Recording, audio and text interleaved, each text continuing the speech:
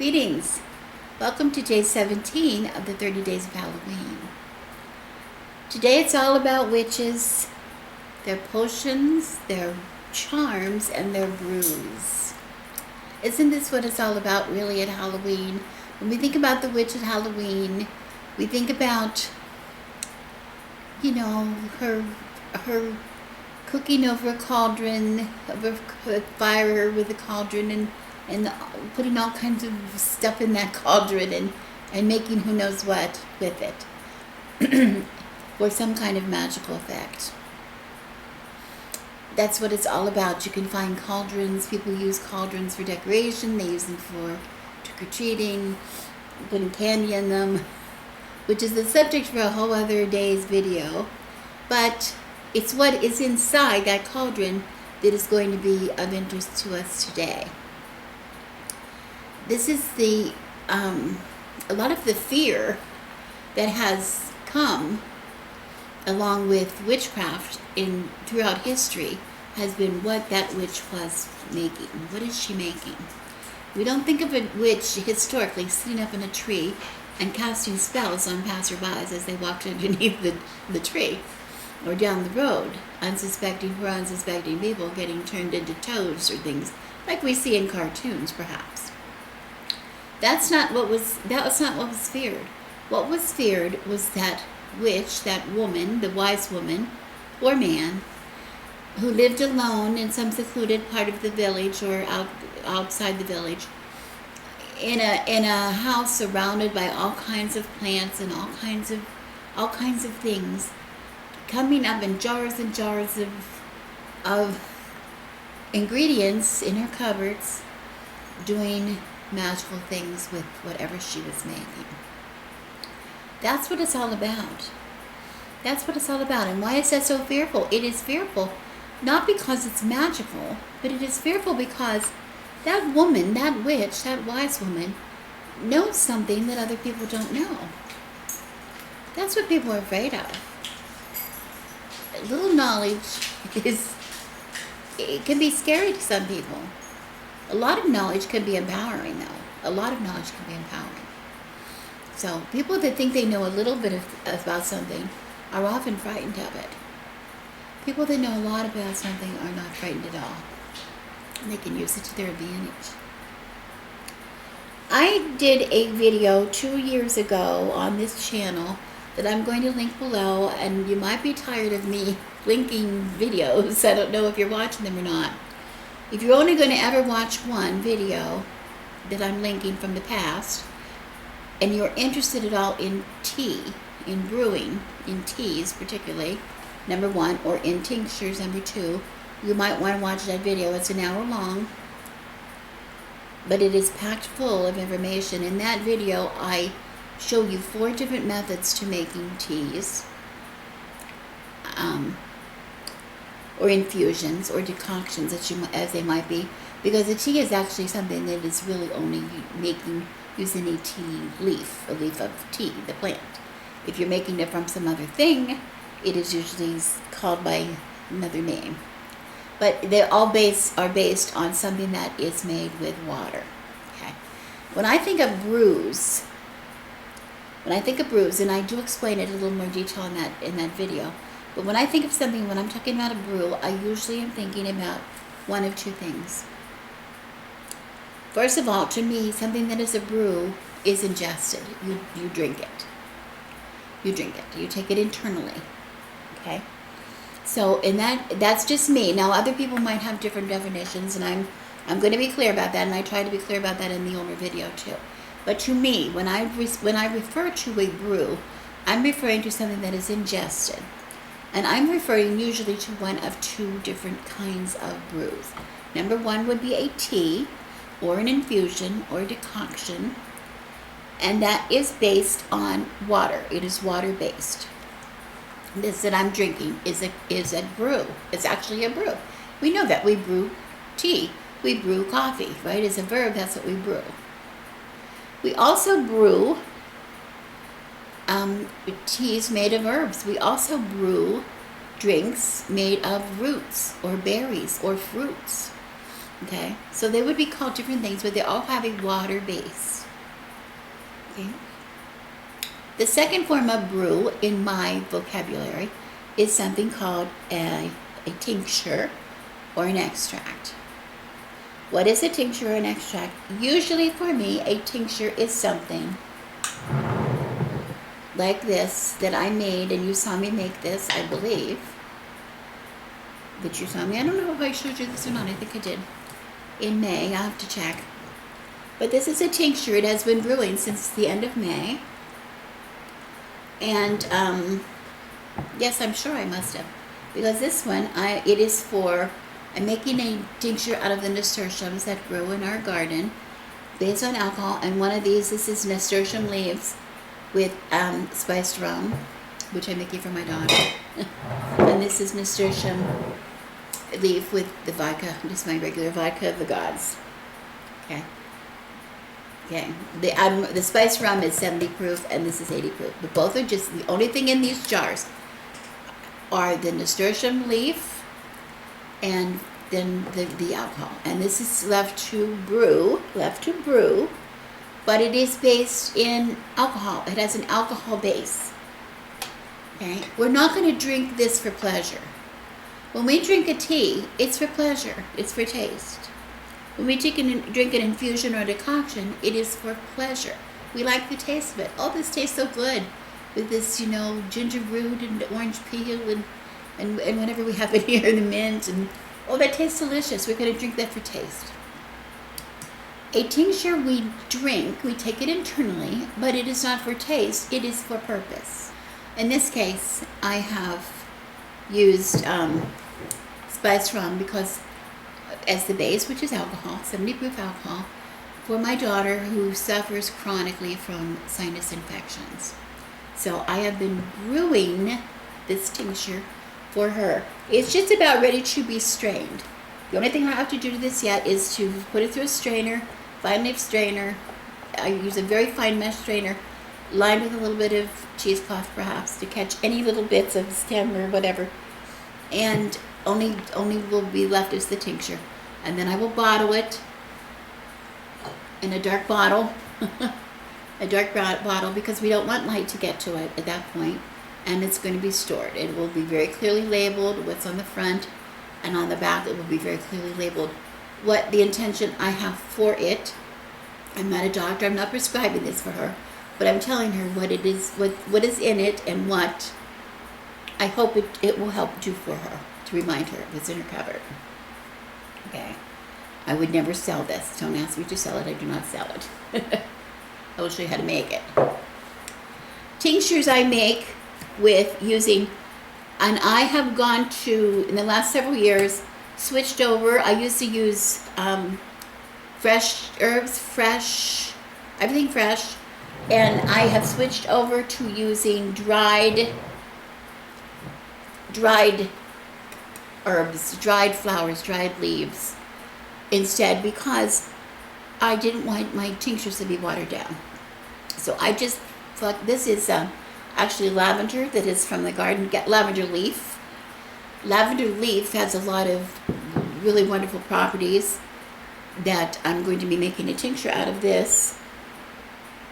We'll go into that in another video in the future. I'll talk about these. If you're interested, I will do some future videos when I'm doing tinctures. I'll just show you what I'm doing. But for right now, we're just talking about what it is. But anyway, I have dried lavender leaf in this, and this is dried nasturtium flower in this. They're dried. I have them in the case of the lavender leaf, I dry them in my dehydrator. In the case of nasturtium flower, I just put them out. I just put them out on, I just put this, oh, the smell. Oh, the aroma from that is knocking me out. It's beautiful. They're dried, and I just put them out on racks and let them air dry on paper towel. And they just dry beautifully. And these can be used for, I can make tinctures out of this, or I can use these in cooking. I can also make a concoction out of, putting them in oil and using that essential oil that I get, the infused oil would not be essential oil at that point, but it will be an infused oil, a lovely infused oil that I could use in making soaps or salves or creams or whatever. So these are things that we do as witches when we brew. Okay, this one I can actually show you. This is a red clover. I use red clover a lot. I even think I mentioned red clover in the video, that old video I did, because this supposedly is going to help. It helps with blood pressure issues, with high blood pressure. It's very very potent.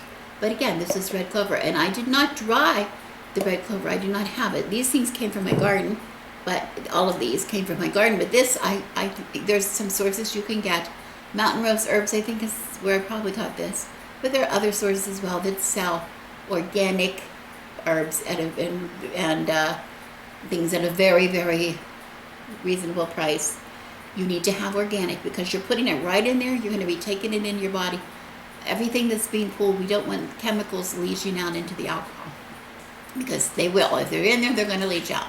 So we need to use organic only, please. Or this. It's not the same as eating them. These are going to sit for months and months and months in this alcohol, and everything's going to be drawn out into the alcohol. So anyway, that is the brewing. What for me brewing means. Brewing. Now, what is that there? I have stuff coming on my ears here. Oh, I can show you really quick if we want to how to do this. I wanted to show you quickly what I do. I'm going to strain out this tincture that this is ready to go. So I just have a little pitcher. I like these little pitchers because I want to be able to pour. Of course, you can pour into and I'm going to still use probably a funnel, but I want to, you have to be careful. Some of these things do not pour well, and then it goes all over the house. I don't need it, but if I wanted to put in a cloth, because this doesn't have any shouldn't have anything too small in it. Excuse me, this is very fine, so it should be fine. But if I wanted to put in a cloth to catch even more, I could. So that's why I have that to show you. Depending on what you're going to be straining. And it's just a matter of pouring it into the... And I'm going to get most of it through.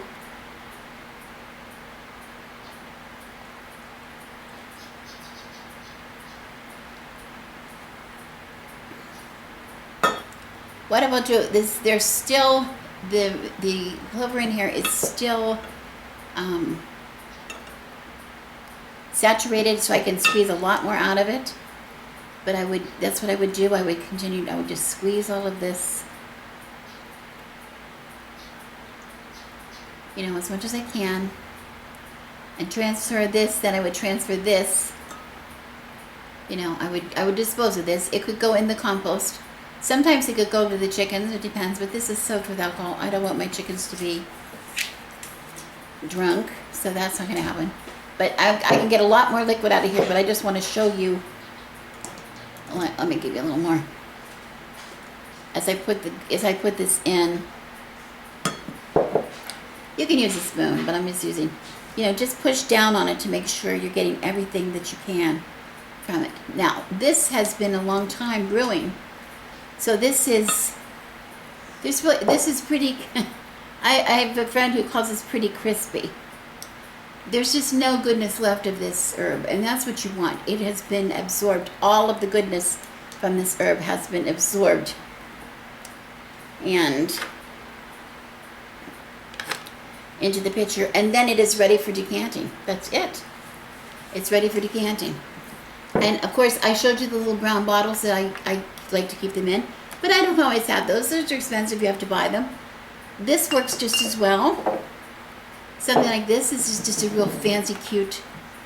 When I get a fancy, cute beer bottle or something, any kind of dark colored glass, I will use that. Or, one of my favorite things to use, it's not brown glass, but it is dark glass. It's darker than clear, and that's a Buddha bottle from Buddha Beer. I think the Buddha Beer is pretty bad beer. I don't know. I'm not a big beer drinker, but I don't think my husband likes the beer, but I love the bottle, so Every once in a while, he buys me some of this. I use this for a lot of magical things. Buddha. He's what I put. I will root some herb cuttings or something in this in my windowsill. You might have seen me do that. But anyway, this is sort of a last resort. This is much better because this is the dark. It's the dark bottle, and of course it has no. This did not have a twist-off cap, but you can get a cork. You just get a cork to.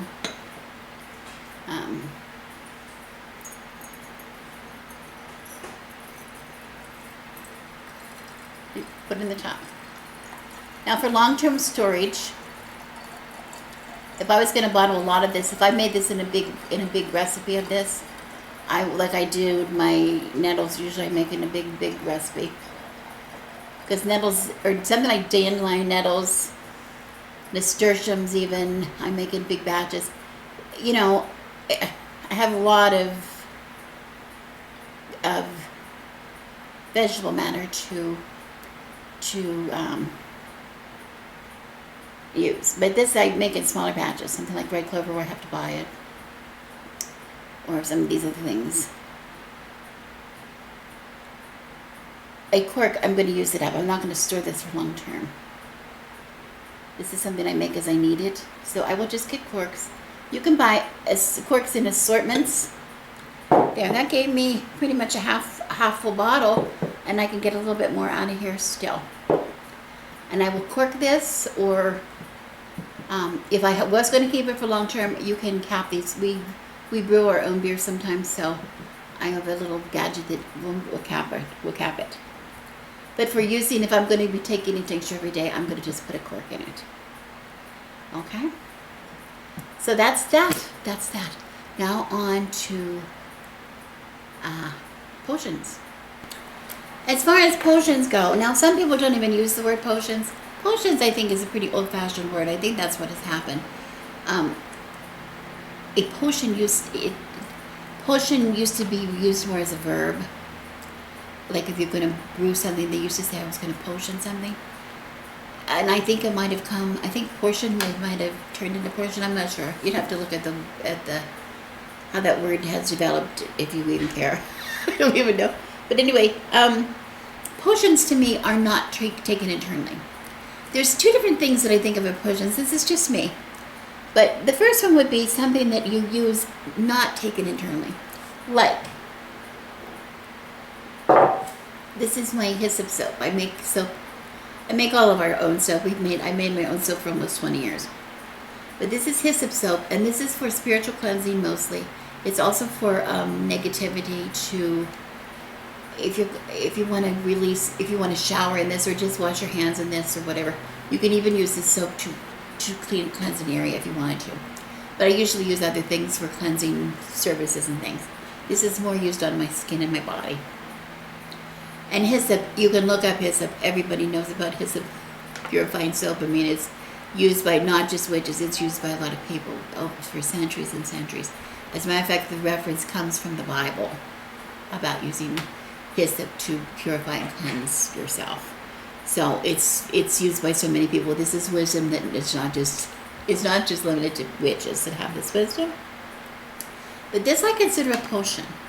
I consider something like this, which is just, I keep this out here. This is it's a salve. It's a salve. It's like it's perfect for if you get a scrape or cut or just, I have severe dry skin. I get some severe patches of dry skin. This is so soothing. It's just so soothing, and it's lovely because it's not greasy. It goes right into the skin. And I make this, and I keep a jar of this in my kitchen mainly because I'm doing a lot of work. I wash my hands so often in the kitchen that they get really, really dry. So I keep this here, but I use it all the time. I put this on my feet. I put it everywhere. It's not a lotion. It's not, lotion, but just when it's really, really dry. So I consider this a potion because it has a particular use. Another thing you might consider a potion, where they get their names from, people consider it is like somebody brewing up a love potion. Like if I'm going to make a cup of tea that I think is going to act as an aphrodisiac, and get my husband all love, love, lovey, love, love, you know, and I give it to him to drink. Here, honey, this will get you cook. This will cook your, you know, we'll get some cooking done here. That would be a potion. That would be a potion, in my opinion. But it's a brew. I don't. These words are. They don't mean anything. What means something is we're using our ability. We're using the knowledge that we have. Now we don't have the knowledge handed down to us for hundreds and hundreds of years, maybe. But we're sharing it here. We're sharing it in books. There's so many books you can get on herbology. There's so many people on YouTube that is knowledgeable. I will start if you're interested. I don't know. Not everybody's interested, so I always wait for somebody to tell me what they'd like to see. If you're interested, I can talk about it all the time because I do. This is what I do. But if you really want to get your witch on in Halloween, this is the time to do it. This is the time to do it. Wake up the witch that's in you. Wake up that witch that's in you and take some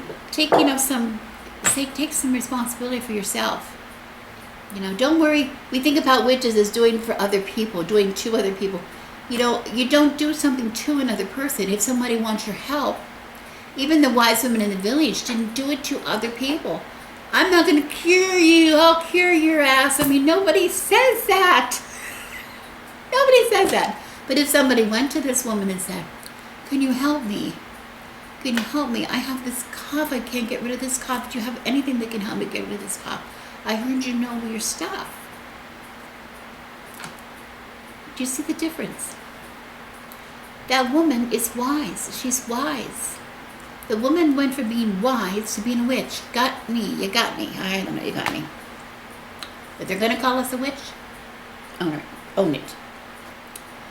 Okay, so what I really want to do today, now that I've talked, is getting to the last part, and that is the charms part, the charms. And we have done this before. Nothing new. I have shown you how to make charms. If you want to make a spell, a poppet, we want to bury a poppet, that is a spell. So, but that is really a charm. A charm could be anything like using a talisman or using an amulet, you know, for magical purposes to create magic. In our case, I like to think in terms of more like for charms. I like to think in terms of what we're doing here today is we're making a sachet or a purse, witch's purse I call them. They're most commonly called sachets or sachets or mojo bags. Depends on who's talking. But I call it a witch's purse. That's just what it is to me. But we're going to make a special purse to put out on my seed porch. Now, and I'll give you a little background why, and we're going to do I'll show you a real quick little charm. It's going to protect my cats, and it's going to help keep them healthy and safe. But protection and protection from the outside and for protection, internal protection. I've mentioned before I have 5 cats. 2 of them are quite elderly. 3's middle-aged, pretty advanced middle-aged and bitchy. And then I have the 2 younger ones, the twins, who they do a lot of stirring. Let's just say they do a lot of stirring up. They don't all get along all the time. But they're out in the seed porch. We're spending a lot of time in the seed porch, which is just a screened-in patio, I guess. It has a roof and screen and a floor. It connects my bedroom, or my master bedroom, and the outside. I mean, it's in between. It's like in the corner of the back of my house. I don't know if that's important for you to know, but the reason I'm telling you, there's access to it from both our big sun porch in the back and my master bedroom. It fills in that corner. And it has access to the backyard from there, and it also has access to the chicken yard from there. We go in and out of our chicken yard from our house through the seed porch. And it's a lovely, nice, cool place, full of, old wicker chairs with big cushion seats. My cats spend a lot of time in that porch. It's lovely for them. They can watch the things outside. They can watch the chickens. They can take nice naps in the comfy chairs. And also they can go into the bedroom if they want, or what. There's just a lot of places they can go. They do have access to the rest of the house from there too, through other rooms. But their direct access is there. But it is open, it is screened. And that is the time, now that we have the darkness coming, I want to protect them. I want to protect them. Making sure that they're protected just like we're protected when we put out our jars. So we hang the purses above our back and front back door. I want to protect them. Also, I have this thing, I want to protect them from internal strife. I want to keep the peace, help them keep the peace out there a little bit. So I'm making a special purse for them today, which I will share with you quickly and show you how I'm going to do that and what I'm going to do with that. But that is what I would consider a charm. And so there's a lot of pet protections. If you have pets, you might want to think of protecting your pet. There's a lot of things you can do. I wouldn't be hanging a bag or anything on a dog or cat. But if you wanted to protect your dog, for instance, and your dog, this is a good idea. I don't do this, but I maybe would. I would tend more to make a protection spray and spray them a little bit, like add in water, and then spray them before they went out wherever they were going to protect them that way. But I could make a purse and hang, they sleep in dog crates. And I could hang the purse on the outside of their dog crate, just like I did in the chicken yard. I don't think to do it necessarily because they sleep, their dog crates are in our bedroom right beside our bed, so they have our protection in there too, so our protection extends to them. But in another case, I think I might want to do that, hang a purse for them. But there's a lot of things. Cats are a little trickier. If there's a place where your cat sleeps or a place where your cat frequents, if you have a cat tree, you might hang something there. But you could just do hang herbs that are not going to hurt them. You could hang, and I'll show you what I'm going to put in their bag. They will not hurt them if they try to eat them, and they really probably won't try to eat them. People think of catnip, and catnip is good, and we're going to use catnip, but catnip works well. I'll talk about that when I show you the thing. So I'm just going to change my camera a little bit, get this stuff out of the way. I always say that, and you don't even know. You don't even know that I'm doing it. I don't know why I say it. But I'm going to tell you anyway, because that's who I am. I'm going to get these things moved, bring in the stuff, and set up for making my charm. Okay, now we're going to talk a little bit about charms. You might have noticed my friend here. This is a gargoyle. He's very, very heavy, so I can't really move him around.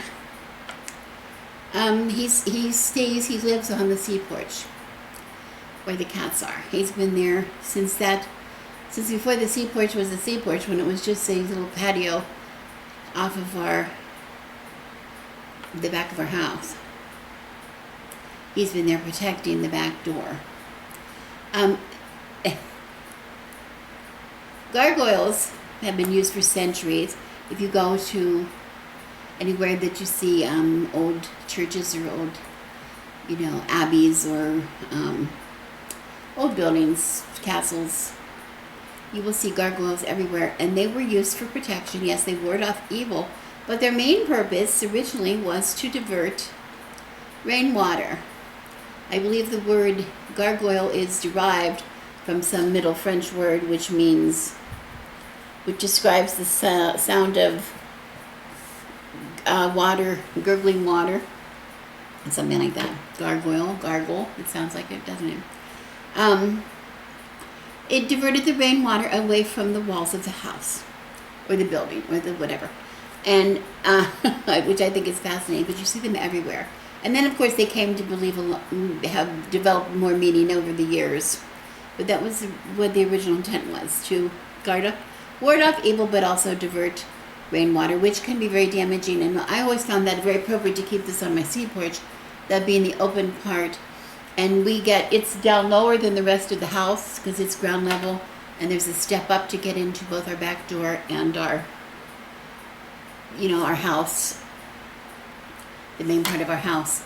And when it rains, being outdoors, when we get rain, we get such bad rain here, the ground doesn't absorb the rain very easily. And I have come home to a foot of water in the bottom of that, at the bottom of that sea porch. It's just pavers, brick pavers on the floor. So if nothing gets damaged, as long as the furniture is up. But it gets a lot of water. That's a lot of rain is not our friend. We keep some things. Sometimes we keep some of our extra feed for the chickens in there. We keep that's sort of our root cellar, even though it's not a root cellar, but it's the coolest place in the summer in the shade up against the house. So, we want to protect him. But anyway, he's been there, and he's going to hold the charm that I was talking about. He's going to hold the purse that I'm going to make for the chickens. Now, I'm not going to show you this actual ritual that I'm going to perform to enchant this bag, but I'm going to give you another link, which is a very thorough. It shows you very thoroughly a method. It's the video, you may have already seen it, where I made the witch's purse that we have hanging on our chicken coop, because that was to protect our chickens from all kinds of things. And the video shows very, very clearly the actual everything that I did when I oiled the candles and the herbs that I used, etc. Now that of course was for a different purpose than this. This is for my cats, so I'm going to make something completely different, but I'm going to use that method.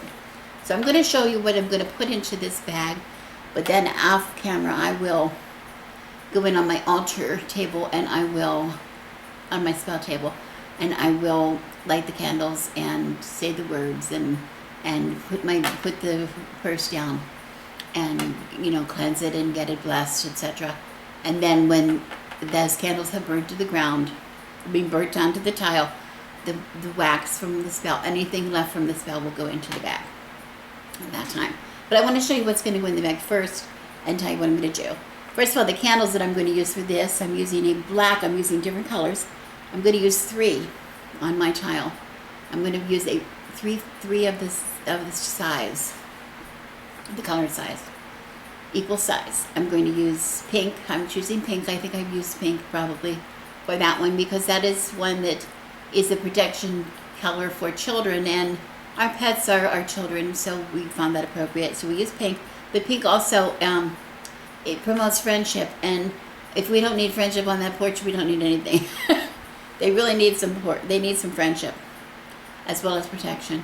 So we're going to put that, and then we're going to put the equal size, the same sizes, set up in a triangle on my tile. I'm going to use white candle for peace and healing, and a black candle again for protection, extra protection. So I'm going to have black. I'm going to put it on the tile, black, white, pink, in a triangle. Okay, and have those burn. Okay, so what goes in my bag? I have a black bag. I collect bags. You don't have to, originally, or not originally, but a lot of people just use a square or a circle of cloth that they put stuff in the middle and tie that up in a bundle. I do that lots. I think I might have some even in the house that are made like that. But I also collect bags, and I have this beautiful black bag. It's heavy. And I think this is going to really be what the trick is. It's been waiting for the right use, and I'm going to use it for this witch's purse on my porch. And he's going to be hung. This bag is going to be attached to my gargoyle here. Okay. So what am I going to put in here? Well, I'm going to put in some stones. I always put some stones in the bottom of my sack. And here I have chosen 3. Snowflake obsidian, black snowflake obsidian. I use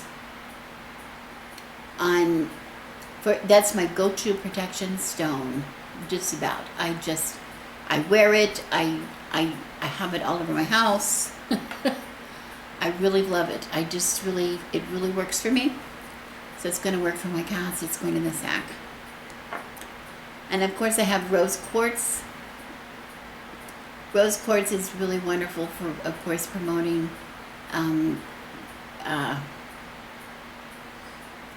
friendship or love or things. I use this all around. This is an all around really positive, has a very positive vibe. It works for a lot of things for me. I had this on all my altars I use this in a lot of my spells in addition to other things. So I'm going to use this in here. And finally, a tiger's eye. This is in the shape of a heart, which I really love. But the tiger's eye is a really great stone. It promotes harmony and balance, which I love.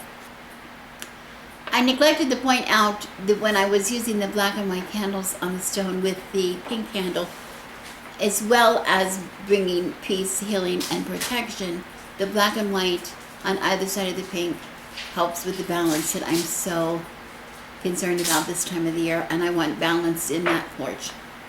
The rose quartz will help me with the balance. The tiger's eye, this is a tiger's eye, this absolutely will help with balance. It's a very good protection stone. It's associated with bast. So it's very appropriate to use with cats. And so that's going as well into my bag. So I have those 3 stones in the bottom of my bag. What else am I going to put in my bag? I'm going to put in some herbs. First thing I'm going to do is put some rosemary in, which rosemary, this is from our garden. Our rosemary is just full of blooms right now. So to me, this is a good protection herb, but this is also renewing protection. With the flowers, as it's flowering, it's bringing protection for the future. It's the future protection too, not just protecting now.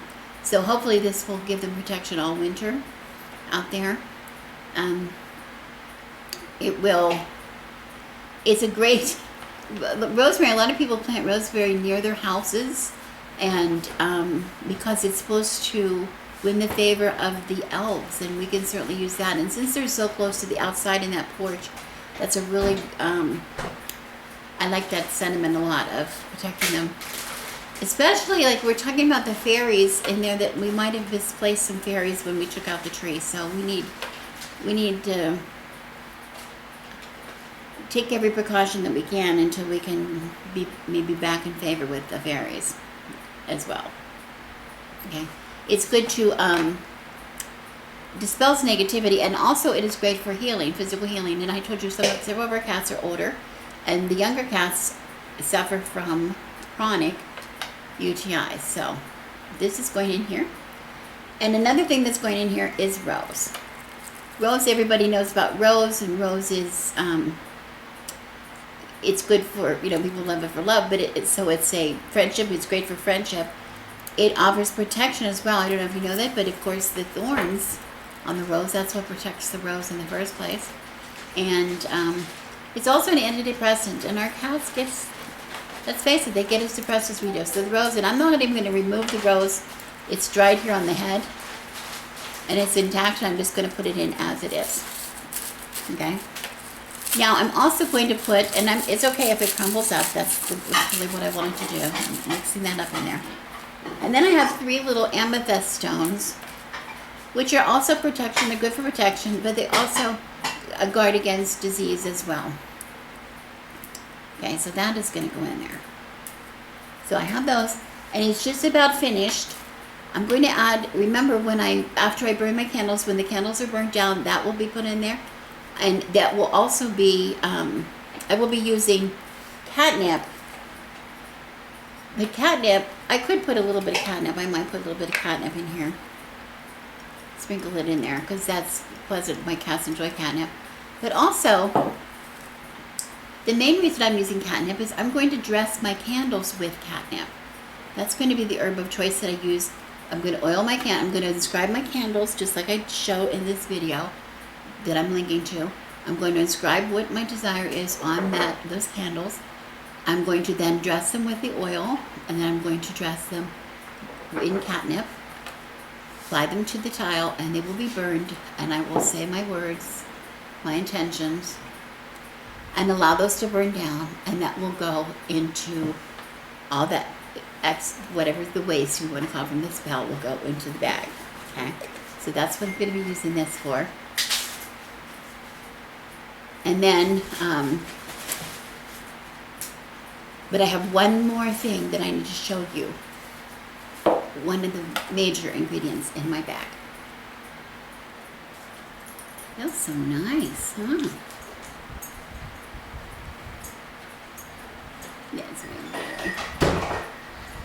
This is my good boy. This is my good boy. This is Fezziwig. Fezziwig, be my boy. The dogs think it's their business. This is none of their business. Here we go. Baby. Oh, nice. Go. Now, you would think correctly that they, wherever they are, they sleep on those cushions on the seat porch. So, of course, they leave a lot of hair behind, as they do. But I've already brought up, Twitchy, that they also have territorial issues out there. So we don't want that hair. That hair might have been left there in stress or in anger. I'm just sticking it under my towel so it does not. Turn around and show your other side. There you go. Here's my boys. There's my two boys. Two boys. Anyway, the hair that they leave out there might have left in stress or anger. So I prefer to get off of this because they do love it, whether they don't like the brushing so much. And there goes Twitchit. They love the attention that they get from the brushing. And I don't need much. A little bit goes a long way. I've just been sticking down here. So now I can collect this little bit of hair. I have a nice tufts of hair. Given out of love. And into the purse it goes. Into the purse. Just like that. Good boy.